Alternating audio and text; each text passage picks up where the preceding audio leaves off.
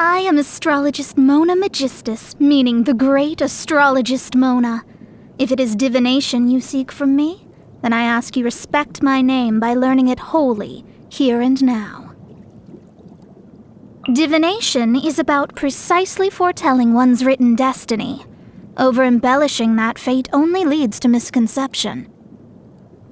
Astrologers must rid themselves of material desires. Only by ridding oneself of clutter can one see the true world around them.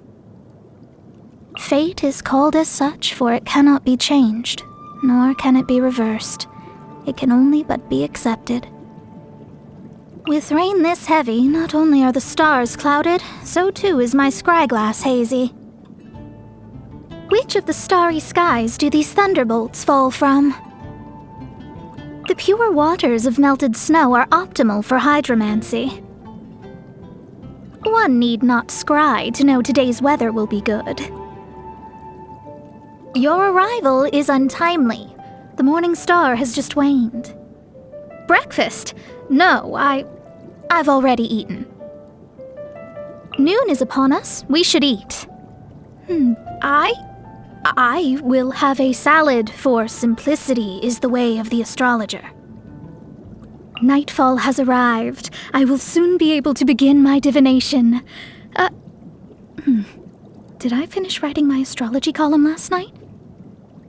It's already so late, and I'm no further along on finishing tomorrow's astrology column. What? You're off to sleep? I wish I could sleep now, too. The work of the astrologer is to show people what fate has in store for them, and that's exactly what I do. There will always be those, however, who are unable to accept what they're told. Why do I write reports rather than using my divination to earn Mora? I would never use hydromancy for the sake of Mora, nor did I learn hydromancy for that purpose. I don't know. Unless left with no other choice, astrologers do not foretell their own fate. The elders of my art warned against it, for it can turn fate in on itself, which is incredibly dangerous. As you are not from this world, I am unable to give you a prediction. All I can tell you is that your journey is far from over. When I first received my vision, the elderly woman that gave it to me, she put on this air and said, "May your heart of truth be with you." And yet, this thing does nothing for my hydromancy. All it does is get me wet. That said, a vision doesn't hurt to have as a little accessory. It is, after all, the one useful study tool that miserly old lady ever gave me, in a rare act of generosity. Do you know about constellations? Astrologers believe that the patterns of the stars map out the destiny of vision bearers. Past, present, and future, everything is written in the stars. This travel companion of yours, do you know anything of her origins? No matter what, I cannot seem to discern a single shred of information regarding this floating fairy's fate. Oh? So you don't know where she comes from either? You mean the acting Grand Master of the Knights of Favonius? Her constellation is Leo Minor, which represents strength and responsibility shouldered too young.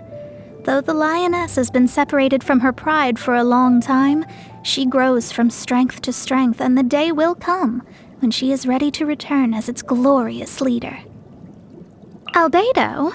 I envy his ability to solely focus on his research without getting bogged down in mundane, worldly affairs. What a wonderful life. If that batty old lady hadn't had one too many screws loose, perhaps that's the life I'd be living by now myself. Ah, yes, Alice's daughter. She's in the custody of the Knights of Favonius, and Albedo looks after her too. She's blessed to have Trifolium as her constellation, which represents good luck. I'm slightly envious. Although, if I'd been blessed with good luck, I suppose I never would have had the great honor of running into that old woman, would I? Diluc Ragnavinder. His constellation Noctua represents vigilance in the darkness of night. A lone guardian keeping watch, longing for the splendor of dawn, yet destined to solitude in the dark days preceding its arrival. Or wait, maybe Noct was the one tied to wealth. Kaya Albrick. He's a Pavo Ocelus, destined for greatness and grandeur, and to hide ugly realities behind a layer of charm and elegance. He believes he has made a clean break with his past, but one day fate will catch up with him.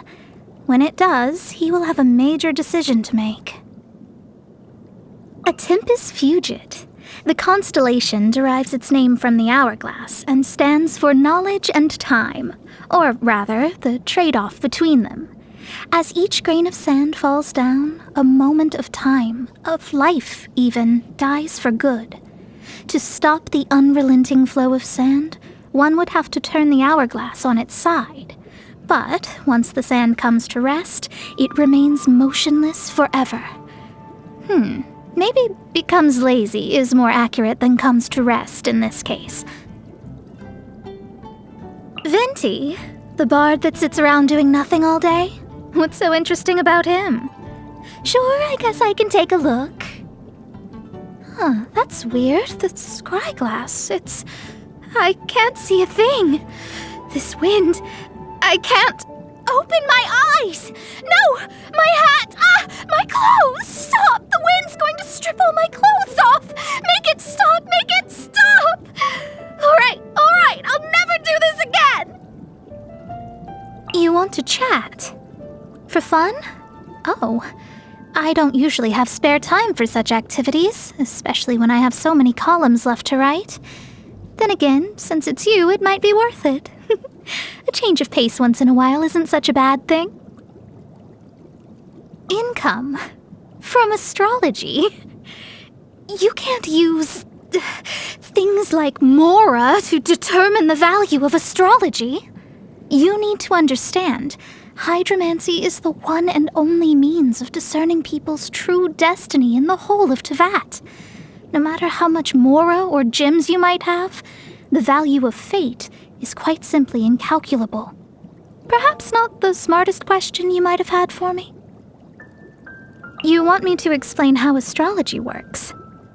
I'm not sure you'd understand even if I told you, but since you ask, the method I use is called hydromancy, the art of inferring fate from the illusory reflection of the stars on the water's surface. The inverted reflection in the water is an image of the heavens from within which the truth of our world can be observed. It is the one and only success story of that old lady's research endeavors. Mona Magistus, the astrologist. We came up with that name together, the old lady and me. She said it had a nice ring to it, but then she started calling me Meg for short, which is obviously unnecessary because clearly Mona is already suffice for a shorter name. No, you are not allowed to call me that. It's embarrassing. I knew I shouldn't have told you. The golden rule all fortune tellers abide by is never offer advice. Only state the results of the divination. Otherwise, you risk your fate becoming tangled up with that of your subjects. But for you, I will make an exception to this rule, because our fates have been intertwined from the beginning. My hobby? Stargazing. In this all-too-real world in which we live, we all need to look up from the dust once in a while and fix our gaze on the stars in a spirit of wonder. That, plus the whole thing about me being an astrologer. The equipment repair bill is due, and so is the final payment for that celestial globe I ordered. Also, I still need to renew my journal subscriptions, not to mention pay the rent. Which one to prioritize? I'll pay off the celestial globe first. If I leave it any longer, they'll sell out, and then I'll never get my hands on one. Oh, salad. Salad is by far the best food in the world. Cheap to buy, easy to whip up, filling, and it's the most convenient thing there is when you're working on a column or fixing some equipment. I mean, who's got time for a proper dinner anyway? You know, all those overpriced fancy foods. Personally, I think it's uncivilized and frankly dangerous to splash out and indulge yourself every time you have a little hunger pang. This was ordained by fate. Long had I foreseen it. One step closer. Maybe soon I shall finally uncover the truth of this world. My scryglass has long since preordained all that will take place beneath the stars it reflects. In the reflection of the water, I see the ascension of the morning star.